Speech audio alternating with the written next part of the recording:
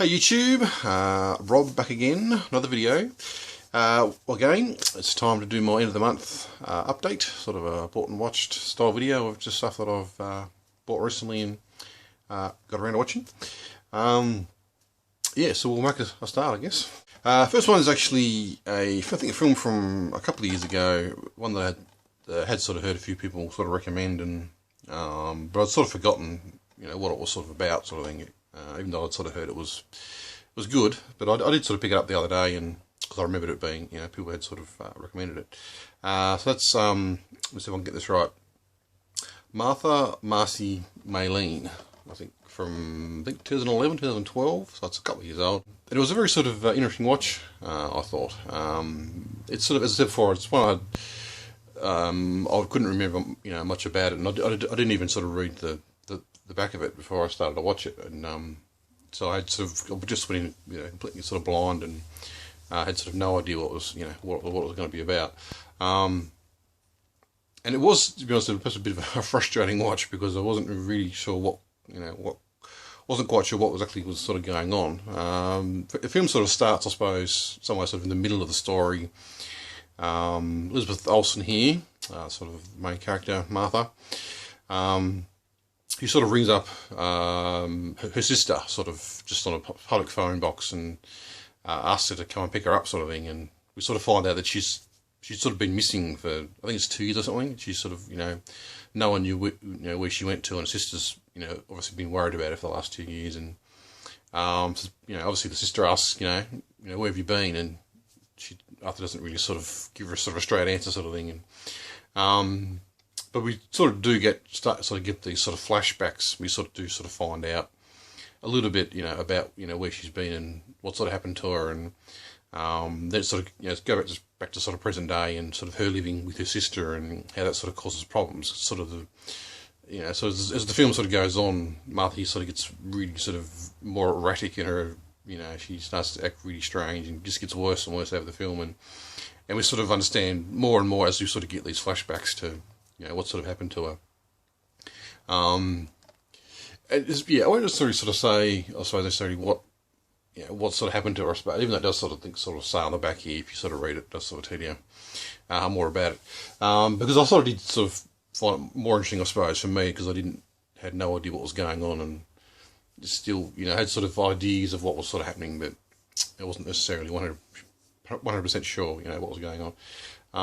But as I said before, as I said before, though, it was a bit of a sort of frustrating watch, because it was sort of giving you sort of spoonfuls of information and wasn't really being very clear about what actually happened to her. And I think even sort of the end is sort of a bit, just sort of ends. It doesn't give you a proper conclusion, which is, I guess in some ways a bit frustrating, because you sort of, the whole movie's frustrating, and you sort of keep watching because you want to know, what the outcome's going to be, and you get some sort of answers, but you don't really get any sort of answers.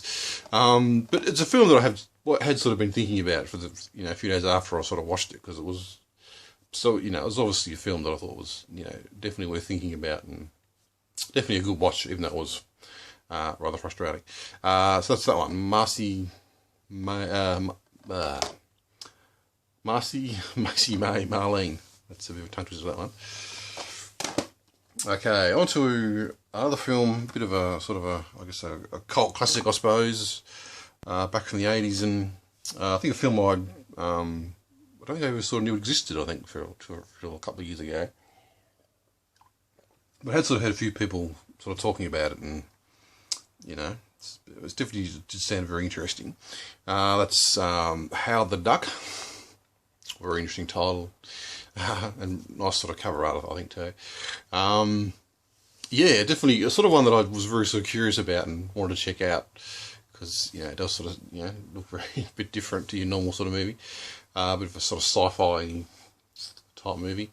It says presented by George Lucas here. But I don't know because he didn't direct it or he didn't even produce it. I'm not quite sure exactly where he sort of comes into it exactly. I think it's actually sort of based on a Marvel comic too, this one.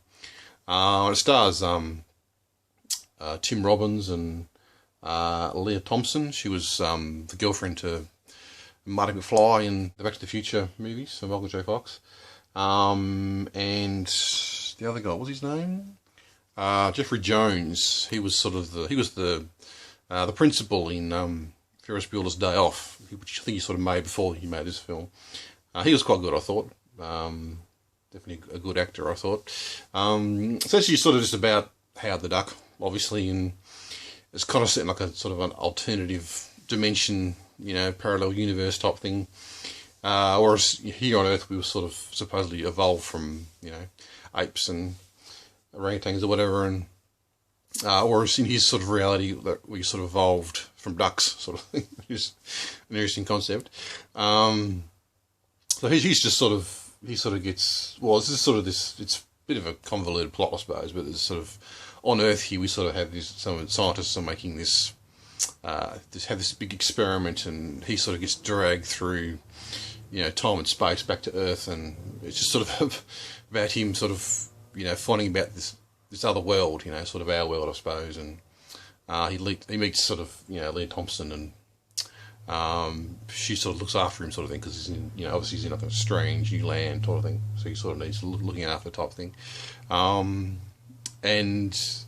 it's sort of this sort of plot about this an evil overlord who's sort of he was sort of dragged through time and space as well at the same time, and he wants to sort of use the machine, this scientific machine, to sort of bring back the rest, drag the rest of the overlords back to Earth to take over Earth, and it's, as you can tell, it's a pretty convoluted type plot to it. But it does have a lot of really sort of great, nice sort of action scenes to it, and being a sort of an 80s film before, CGI was so popular, it had a lot more sort of practical effects, and I thought Howard's costume was, quite realistic, I thought, and it wasn't all, crappy sort of, CGI. It was actually proper, special effects, or well, I should say practical effects, I suppose.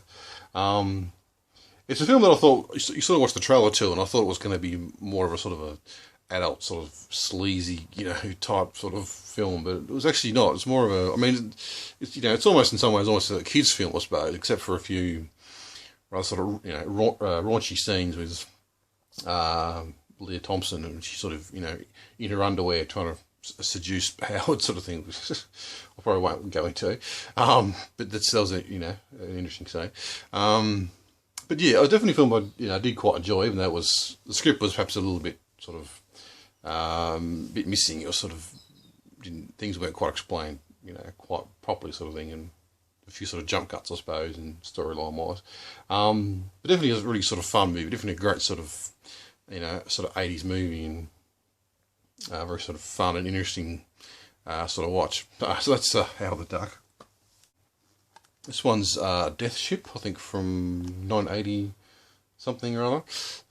Sort of a horror type movie. Essentially, you've got these people on a luxury cruise, and in the middle of the night they sort of get struck, sort of thing, by a industrial type ship, sort of thing, cargo type ship, I suppose. Because they sort of get, obviously their luxury liner sinks, so they're in this lifeboat, and eventually this old ship sort of comes into view, and they sort of obviously, so they board it, obviously, because of they've got to do something. They can't just sort of stay on the lifeboat, and as you can sort of imagine, they the sort of the ship seems abandoned, but it seems to be sort of operating by itself, and they start to realise that it's perhaps a bit haunted, or sort of thing. But yeah, I mean, it wasn't too bad. Again, it was another sort of 80s film with a few jump cuts in the story, and certain elements didn't sort of make a whole lot of sense. But there was a nice sort of gore to it, and more great sort of practical effects, and they were quite good, and a bit of a sort of slow burn, I suppose. So I guess that was sort of there to sort of build tension, sort of thing. But I thought it was pretty good. Some nice good sort of scenes to it, and acting was fairly decent, and not a bad sort of story. Also sort of quite liked the so there's like a behind the scenes sort of featurette too, which I thought was actually quite interesting, and they're sort of talking to the original scriptwriter, and he was sort of unhappy with how it sort of turned out. It was sort of, I think he sort of wrote his script, and it was sort of submitted it, and then the studio and everyone else sort of changed it all and, ripped it apart and added things which you didn't really like to it, and which I found quite interesting because he seemed a little bit sort of, trying to be polite, I suppose, but you could sort of tell he was a bit sort of pissed off with the way it turned out. But yeah, no, pretty decent though, I thought. Yeah, nice sort of 80s sort of horror movie, I guess. Yeah, sort of set on a cruise ship. So that's that one.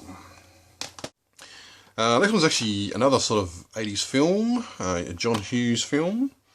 I think his films are, usually very sort of popular. This one's Weird Science, which I think I have sort of seen. I remember I was having a birthday party when I was, quite young, and pretty sure my dad hired this one out for us to watch because I was having a few friends over for a party.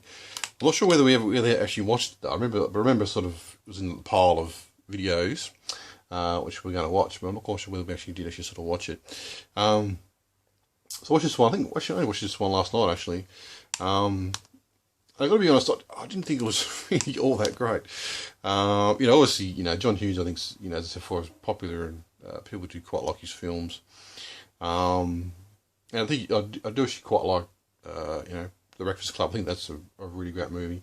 But I've sort of watched a few other films, and they're a bit iffy, I think. So I was very sort of dated, and I guess, I don't know, sort of cliched in certain ways. And this one is a bit sort of, a bit of sort of a 10-year-old boy's wet fantasy, type thing. We're all, like the women are all, a bit dumb and very slutty, and it's just anyway. So actually, another film with a very sort of convoluted plot. Essentially, you've got these two boys, and they're both obviously geeks and have a computer, so they'd basically designed sort of create this program to create the perfect woman, and there's like a lightning storm, and she obviously comes to life, sort of thing, and it's just ridiculous. And she, in some ways, she sort of says on the back, she's kind of like their fairy godmother, I suppose, which is probably a good way to explain it, I suppose. Sort of helps them a little bit to sort of come out of their shell, and because obviously they get sort of picked on a lot, and she, I guess, in some way sort of guides them to sort of stand up for themselves, and sort of to relax a little bit, and stop being afraid of the world, type thing. Also stars Bill Paxton, and I think the Anthony Michael Hall. I thought he was actually quite good. I thought he was pretty good, and I thought the film itself is sort of cliched and rather silly, and I don't know. I mean, it's probably just, I don't know. I guess it's it's an 80s film, and to me, it's just, I just thought it was a bit too silly. I think for me at least, didn't really quite work. Anyway, so that's Weird Scientist. Next film's actually sort of a bit of a film classic, I suppose, a bit of an older sort of film, and I have sort of been watching a lot of older films recently. I've been on a bit of a kick of them recently, especially old black and white ones. This one here is Ryan's Daughter, directed by David Lean. He was obviously, very sort of famous director. And I did sort of find the trailer quite interesting because it's a big sort of bold sort of trailer, and sort of says the next big film from David Lean, the director of Lawrence of Arabia and Dr. Zhivago, and was it Over the Bridge, on the River Kwai, how it's called. Obviously these big sort of films, and it says Ryan's Daughter is a masterpiece, and even though the film hasn't been released yet and no one's seen it, he's saying that it is a masterpiece. He doesn't say it's going to be a masterpiece. He says it is a masterpiece. And it's quite interesting to learn that it was actually a particularly well-received film. A lot of people, gave it, rather sort of, terrible reviews. And I did sort of hear a story, suppose, Hollywood's type story of, apparently there was one review in particular, and when David Lean sort of read this one review, he basically was so disappointed and so upset over that, one review that he didn't ever make a film for like 14 years after. He just was totally over it, which is, I'm not quite sure whether that's a real story or not, but apparently he didn't make another film for like 14 years afterwards. But anyway, so it's this is a very bit of a sort of I should say a rather sort of epic sort of film. It's sort of set very much like Gone with the Wind. It's sort of on 2 DVDs, and it's like runs for like about 200 minutes, I think, or something. It's a rather sort of long sort of film. It's a film that I think, yeah, it was perhaps a little bit too long. I sort of, I think I enjoyed it sort of to a point, but it did sort of drag on a bit too much, and I think it was a bit overly long when it, didn't necessarily have to be. Also stars, Robert Mitchum, and I'm a bit of a sort of a fan of him. I think he's a really great actor. Essentially, sort of about, I guess, the main character. What's her? Well, Rosie's the character's name, but it's played by Sarah Miles. She's sort of essentially like, I guess, in some ways a young woman on the verge of womanhood, sort of thing, and it's like her early 20s. I think it's sort of set in, I'm pretty sure it's sort of set around either the First World War or the Second World War. And she's sort of, wants to sort of get married and have kids and, get on with life and sort of experience life. And, because I guess that's what, women did back then, got married and had kids, and that's sort of, what they're supposed to do, sort of thing. But she does sort of have a lot of, big ideas and, about what she wants to do, sort of thing. And she's sort of, madly in love with the local school teacher, which is obviously, would have been her school teacher when she was sort of growing up. That's, Robert Mitchum, and so she's sort of, madly in love with him, and basically sort of says to him, I'm madly in love with you, I want to get married, sort of thing. And he sort of is not really too keen on the idea. He sort of says, no, I don't think it's a good idea.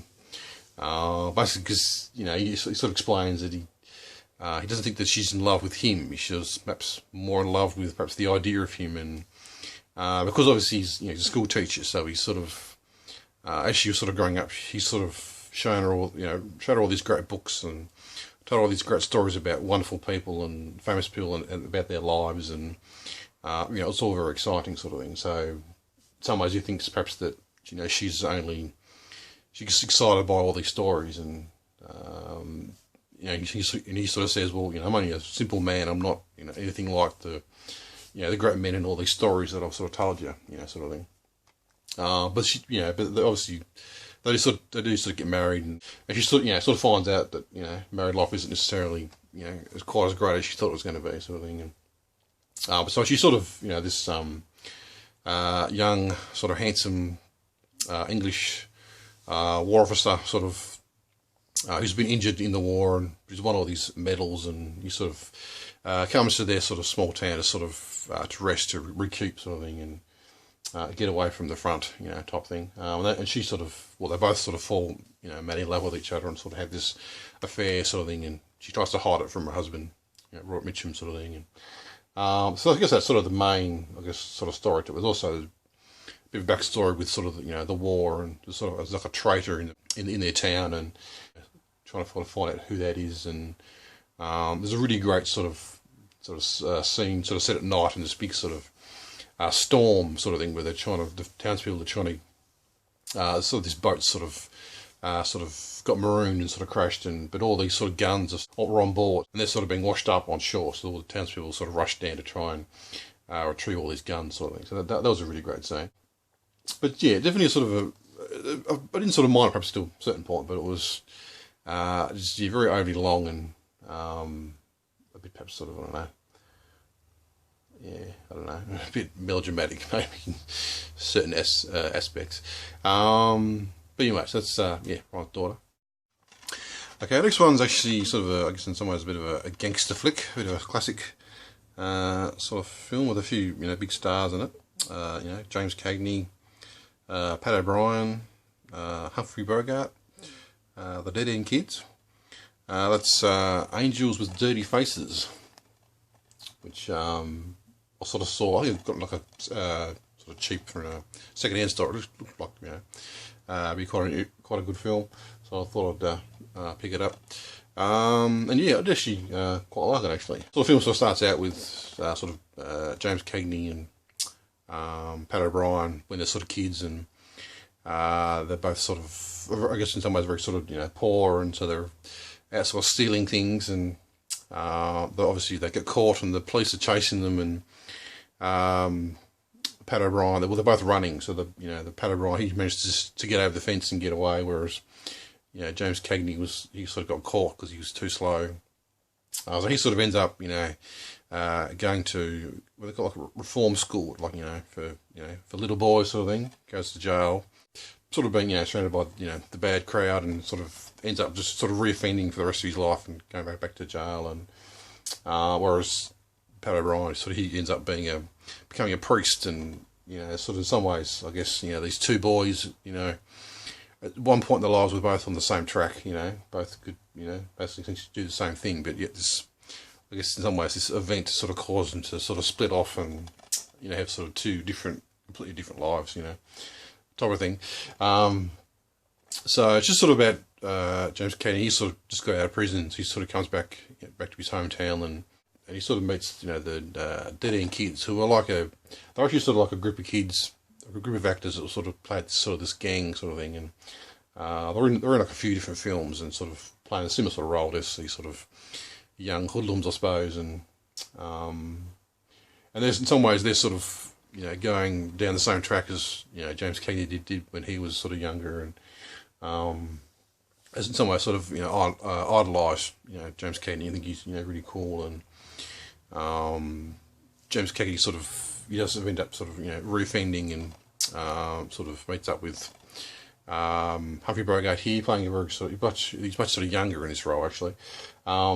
He's the sort of, in some ways, sort of team up. They were sort of, you know, old buddies sort of thing, but, well, I wouldn't say buddies necessarily, sort of associates, and James Cagney sort of takes the fall for this crime, and he sort of, Humphrey Bogart sort of promises that he's going to give him $100,000 when he comes out, sort of thing, because that's his sort of payment for, you know, taking the fall, you know, type thing. And so, yeah, sort of James Cagney sort of reoffends and gets in trouble, and the police are after him, and he just sort of end up, you know, going to jail, sort of thing, and just going to sort of get electrocuted in the electric chair, sort of thing, and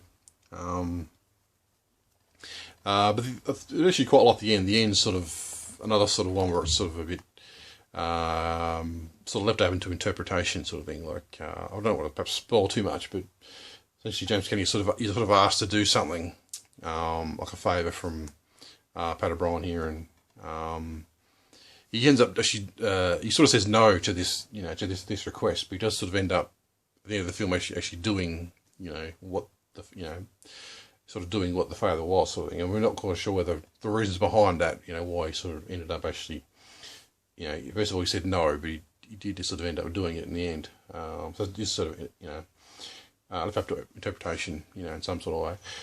But definitely, you know, a really good film. I actually quite like it, and the film, I think, that's sort of one of the sort of later sort of gangster films. Gangster films were, you know, quite sort of popular for quite a while, and they sort of started to get sort of censored and starting banned because people thought they were sort of, you know, glorifying criminals, you know, sort of thing. And so this is sort of a bit of a later one, and it was sort of a bit of a reversal, I suppose, in some ways of, you know, the James Cagney gangster character sort of getting his, you know, getting caught and getting his, you know, getting what he deserved, you know, sort of thing. Sort of a bit more of a full-rounded story, I suppose, in some ways. But yeah, definitely, you know, I actually quite like it, and really good performances, and yeah, very good. So I do quite like that one. That's Angels with Dirty Faces. This one's called The Inn of the Sixth Happiness. A film that probably no one's ever heard of, but I just thought it looked quite interesting. Sort of based on a real story about a real woman. Sort of based on a book, I think, as well. Of course, you know, the real life story is completely different to what we're seeing on the film, I suppose, but it's still quite a good story. Essentially, you've got Ingrid Bergman here. She was a very sort of famous actress. Sort of playing the life of this real life lady who was one of the film, she was a chambermaid, and but she wanted to be a missionary and go over to China and sort of help the you know, the Chinese kids over there, and she had a very sort of bit of like a strange calling to sort of do this, a bit of a compulsion to sort of do it, and so she sort of goes down to the local, I guess, local missionary recruitment place or whatever, and says that she wants to, you know, go over to China and, you know, be a missionary, and but they sort of knock her back because they say she's not qualified, you know, to sort of do it, but she's not, you know, she's still very determined to do it, so she sort of ends up working for, like, I don't know, a year or so, and just putting money aside and, you know, paying off a ticket so she can sort of catch a train to sort of go over to China and, you know, do what she wants to do, you know, be a missionary sort of thing. And she, you know, she sort of gets over there and has a bit of a hard time because, you know, the Chinese aren't very accepting because she's like a, you know, a white woman. She's a devil, sort of a white devil, as they call her. But she does sort of persist with it, and she just end up being a, you know, quite a liked and well-respected lady after a bit of time. Because she does sort of try to do good and tries to help out a fair bit. But I guess probably the, you know, sort of the main, or the main part of the film, sort of the last sort of part of it, the big sort of climax, I suppose, where she's sort of the Japanese are about to invade sort of China, and she's sort of got all these. She sort of takes, like, I think it's like 100 children across this big sort of rocky sort of mountain range, and sort of on foot with, you know, no food and no water, and sort of they sort of travel for 2 weeks or something, and she tries to guide them to safety, sort of thing, to get away from the Japanese, and they sort of you know, occupy that particular region. So she's trying to pull off this, you know, impossible feat of getting these 100 children, you know, across country, sort of thing. And of course, right at the end, she sort of you know, comes to safety and finds a missionary, and of course, you know, the leader of the missionary is obviously the person that knocked her back all those years ago, and, you know, because she wasn't qualified to, you know, to do it, but as you can tell, she's very qualified to do it. There's, you know, a bit of a sort of a romance thrown in there as well, and a few different things. But yeah, I actually, you know, quite like it. A bit sort of, a bit long, a bit, you know, melodramatic, I suppose, but it was, you know, a decent watch, and had some sort of, you know, fine performances, I suppose, all around. So yeah, I didn't mind it that much, actually. That's that one. And finally, there's actually a video, a VHS, which I haven't sort of, you know, you don't sort of see many VHSs. Well, at least I don't buy them much these days. And I did sort of watch it, and I've got to say that I think today we've, you know, very much spoilt with, you know, Blu-ray, because Blu-ray is just absolutely crystal clear and absolutely beautiful, whereas watching this VHS, it was really, you know, blurry and horrible picture quality, and, you know, sort of your eyes are a bit sort of go cross-eyed because it's very hard to sort of make out the images. And yeah, it was a bit of a, you know, a bit of a shock, because I'd sort of forgotten how, you know, sort of how bad VHS quality can be. Anyway, this one's it's actually got a few stars on it, this one. Or classic stars, I guess. Susan Hayworth, Robert Mitchum again, Anthony Kennedy, and Arthur Connecticut. It's called The Lusty Men, which I suppose is a bit of a, you know, it does, the title's a bit misleading in some ways. It's not necessarily about, kind of sounds like a bit of a porno flick or something, doesn't it? Essentially, it's, I guess in some ways, very similar perhaps to the Wrestler, which I talked about a few weeks ago, or my last update. So this time it's about sort of bull riding sort of thing, and we've got Rob Mitchum here, sort of plays the lead, and he was sort of, in his time, you know, one of the best sort of bull riders, and was very sort of popular and quite talented, you know, with what he did. But this is sort of set, you know, later in life, and he's sort of, I don't necessarily sort of had an injury necessarily, but he's ended up sort of being retired though. I think he's over the years, his body's just, you know, obviously can't, he's not up to it anymore, so he's sort of given up sort of thing, you know, because he just can't do it anymore sort of thing. You know, his body's just, you know, too broken sort of thing. So he sort of, you know, goes back home to, you know, try and, because he's pretty much broken, you know, try and, you know, find a life for himself sort of thing. And he sort of meets this sort of couple, and they're, you know, trying to buy a house, but they've, you know, the husband's working, but he's not making much money. It's going to take him, like, you know, 20 years to, you know, just save up to buy a house sort of thing. And But he thinks, well, maybe it's a good idea maybe to be a bull rider, and because you can earn a lot of money, and even just one show you get quite a bit of money sort of thing. So they sort of team up and sort of split the winnings sort of 50-50. While Rob Mitchum obviously teaches him how to be a good bull rider, and I guess that's essentially the story. I suppose just these three sort of going off off on the circuit sort of thing to try and make some money so they can buy a house, and has some really great sort of action scenes, a lot of great sort of bull riding, and that was all very very exciting. I think the last half an hour was probably a little bit rushed, and there was a bit of a love story sort of shoehorned in there, which I didn't quite believe necessarily. But yeah, it wasn't too bad. I mean, Rob Mitchum's, I think, is always good. I think he's always a great actor. He was always worth seeing on screen, and good performances, and good story, and a lot of sort of quirky sort of characters in the sort of the rodeo sort of scenes. But yeah, definitely a good film. I definitely would mind perhaps getting a DVD or a Blu-ray release of this, because the VHS was. I mean, I did sort of get used to it after a while when I was watching it, but it was definitely a bit of a blurry mess to sort of start off with. It took me a while to sort of adjust to it. It should be called perhaps the Dusty Men. I think that might have been a better name for it. The Lusty Men sort of makes it sound a bit different sort of film. But I guess they're lusting after the excitement of being bull riders, I guess. Anyway, so that's the Lusty Men. Yeah, that's my update. Yeah, thanks for watching. If you sort of seen these films, certainly leave me a comment. I'm pretty sure most of them probably haven't, at least some of the older ones you've probably never seen, but I'd, definitely worth watching some of them, I thought. So that's it. Yeah, thanks for watching again, and yeah, I'll see you all soon. Bye. That was fucking terrible. It sort of says, the next big film from David Lean, the director of Dr. Vajago. How the fuck is that?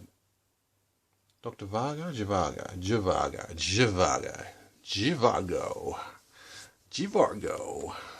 Ryan's daughter in Jivago.